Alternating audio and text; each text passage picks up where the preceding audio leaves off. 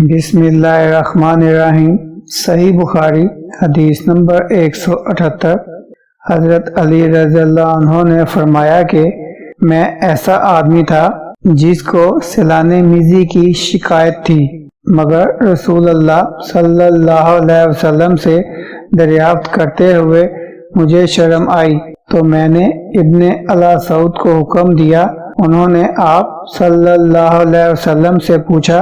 आप सल्लल्लाहु अलैहि वसल्लम ने फरमाया कि इसमें वज़ू करना फ़र्ज है। इस रवायत को शुबा ने भी आमेश से रवायत किया।